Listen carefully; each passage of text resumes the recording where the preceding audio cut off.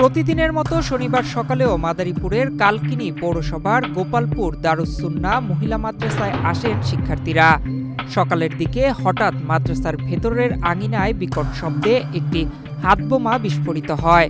বিস্ফোরণের প্রচণ্ড শব্দে কেঁপে ওঠে আশেপাশের পুরো এলাকা। আতঙ্কে ছোটাছুটি শুরু করেন শিক্ষার্থী ও স্থানীয়রা। প্রায় 2 মাস পরে গোপালপুর আসছি, তা মেয়ের দ্বারা আসি না কোনো সময়, তা মেয়ের দ্বারা রওনা দিছি ওই সাইডে 1 মিনিট লাগে। এর মধ্যে আলাপ পাইছি ধুমুরিয়া বাসটা আমি পোলাবান ছিল কমনে চিল্লায়, আমি নলেজ দিতে পারতাছি না, তারপরে গেছি এইখানে তোমার আমার মাইয়া চিল্লাতে আমার মাইয়া সামনে আমার মাইয়া বুড়ি আমার সামনে তো আগুনে পড়তে আছে।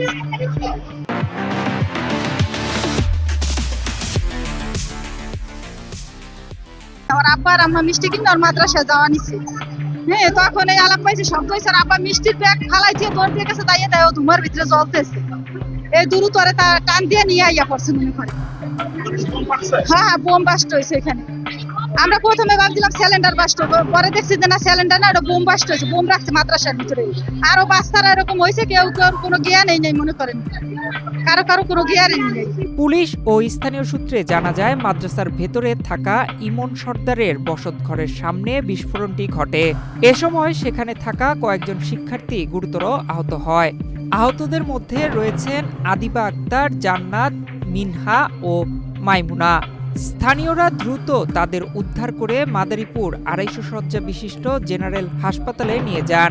সেখানে চিকিৎসাধীন অবস্থায় আদিবা আক্তারের শারীরিক অবস্থার অবনতি হলে তাকে উন্নত চিকিৎসার জন্য ঢাকায় পাঠানো হয়। হাতে ছিল বলটা বলছে এটা রাইখা দাও, পরে ওটা রাইখা দিচ্ছে, আমি ভিতরে চলে গেছি। পরে বাইরে এসে দেখি ওরা চিলাচিলি করতে আসছে, আর আবিরার শরীরে অনেক রক্ত, আর আব্বু এসে ওরা সবাই চিন্তা গেছে। তারপর অনেক রক্ত করছে, তার আব্বু অনেক বলে করে নিয়ে গেছে। এখানে আয়ার শুনতেছি যে ছেলেমেয়ে মায়ের স্বীকৃতি আছে, ব্যানে করে যেতে হাত দিয়ে রক্তমুক্ত। আর পরে উনি আমার বাইর মাইয়াও অ্যাক্সিডেন্ট গেছে হাসপাতাল দূরিয়া রাজি হাসাই। কি সে অ্যাক্সিডেন্ট হয়েছে? কি অ্যাক্সিডেন্ট হয়েছে? গ্যাস বা বিস্ফোরণ হয়েছে, পরে উনি এই বোম ফুটে। এ বিষয়ে মাদ্রাসার প্রধান শিক্ষক বলেন, বোমটি গতকাল থেকে মাদ্রাসায় দেখা গিয়েছে। বলের মতো ছিল, এটাকে কালকেই ওখানে রাখা ছিল, আমরা এটা জানি না। বাচ্চারা কালকে কাজের লোকের হাতে দেখছে, কাজের লোক ছিল, বাড়িওয়ালাও ছিল, তারা দুইজনে ওটা দেখছে ধরে শোনা, ঠিক আছে, ওরা দেখছে কাজের লোক ওখানে রাখছে। এখন বলের মতো তো বাচ্চারাও ধরছিল, ধরার পরে তারা নিষেধ করছে, বলছে তুমি এটা ধরো না। তারপর ওরা ওই জায়গায় রাইখা দিচ্ছে। তাহলে কালকে সারা রাত্রে ওখানে ছিল। কালকে শুক্রবার দেখা বাচ্চারা বেশি ছিল না মাদ্রাসায়, যারা অনুপস্থিত ছিল কালকে তারা আজকে সকালে মাদ্রাসা আসছে, তখন তারা সিঁড়ি করে বসছে, খাবারের ছুটি হয়েছে, সিঁড়ি করে বসছে, তখন ওরাও ধরছে। ওইটা ধরার পরে ওদের মধ্যে একজন বলছে কি আফুটা ধরো না, ঠিক আছে, এটা ধরতে নিষেধ করছে, এটা হয়তো হ্যাঁ কিছু দিতে পারে।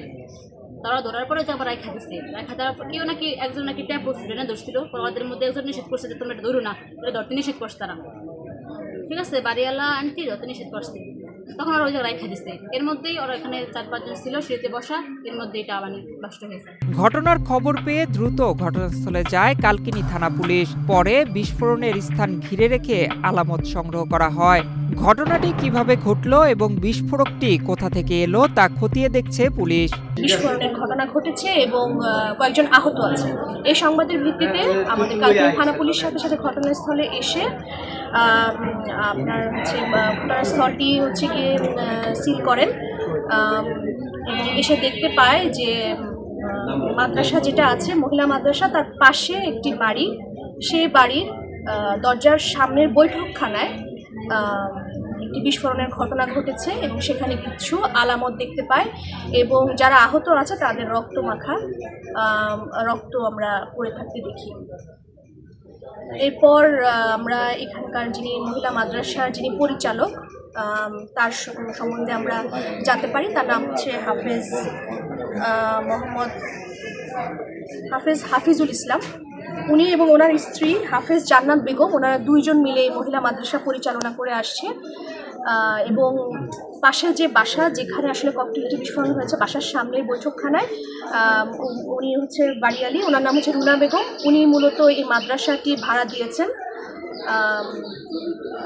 তারপরে আমরা ঘটনাস্থল পরিদর্শন করে পারিপার্শ্বিক অবস্থা বিবেচনা করে আমরা দেখি যে আসলে এখানে ককটেলের বিস্ফোরণ ঘটেছে, আলামতও পেয়েছি, এবং চারজন মেয়ে শিশু যারা এই মাদ্রাসারই ছাত্রী তারা আহত হয়েছে। এর মধ্যে একজনের অবস্থা আশঙ্কাজনক, তাকে ঢাকায় হাসপাতালে রেফার করা হয়েছে, এবং বাকি 3 জন কালকিনি স্বাস্থ্য কমপ্লেক্সে চিকিৎসাধীন অবস্থায় আছে। পুলিশ জানিয়েছে ঘটনার কারণ ও এর সঙ্গে কারা জড়িত তা শনাক্তে তদন্ত শুরু হয়েছে। পুলিশের পাশাপাশি সিআইডির বিশেষ দলও ঘটনাটি নিয়ে কাজ করছে। এদিকে শিক্ষা প্রতিষ্ঠানের ভেতরে এমন বিস্ফোরণের ঘটনায় শিক্ষার্থী, শিক্ষক ও অভিভাবকদের মধ্যে উদ্বেগ দেখা দিয়েছে। বিস্ফোরণের উৎস এবং এর পেছনে কারা জড়িত তদন্তের মাধ্যমে দ্রুত তা বেরিয়ে আসবে এমনটাই প্রত্যাশা স্থানীয়দের। নয়ন বিশ্বাস, বাংলাদেশ প্রতিদিন।